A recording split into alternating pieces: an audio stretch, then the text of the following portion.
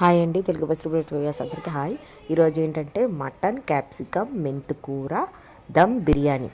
Okay, same chicken tikka biryani rice లాగే rice చేశాను. Next ఇదిగో మటన్ అన్ని పేస్ట్లు అన్నీ వేసి మొత్తం ఫ్రై చేసుకున్నాను చక్కగా దగ్గరికి.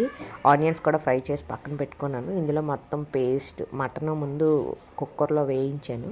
ఇది ఇంకోటి కూడా మనం మొత్తం అంతా పచ్చి మటన్లోని ఇవన్నీ వేసి ఇంగ్రీడియంట్స్ వేసి కూడా చేసుకోవచ్చు. కాకపోతే కొంచెం టేస్ట్ డిఫరెంట్గా ఉంటుందని ఇలా దగ్గరికి అన్నీ వేసి ఫ్రై చేసి అప్పుడు ఈ రైస్ సపరేట్ రైస్ ఉంది కదా, అవన్నీ లేయర్గా అన్నీ వేసి అది చేసి పెట్టానండి. ఇందులో అన్ని పెరుగు, నిమ్మకాయ, షుగరు, నెయ్యి, పుదీనా, మెంతుకూర ఎక్కువ వేసాను. దాని ఫ్లేవర్ చాలా టేస్ట్గా ఉంది. ఓకే, మీరు కూడా ఒకసారి ట్రై చేయండి. సేమ్ చికెన్కి దమ్ బిర్యానీ ఎలా చేసుకుంటాం అలాంటి, కాకపోతే ఇందులో క్యాప్సికము మెంతుకూర పచ్చి మెంతుకూర వేసాను. దానివల్ల టేస్ట్ చాలా బాగుంది, డిఫరెంట్గా చాలా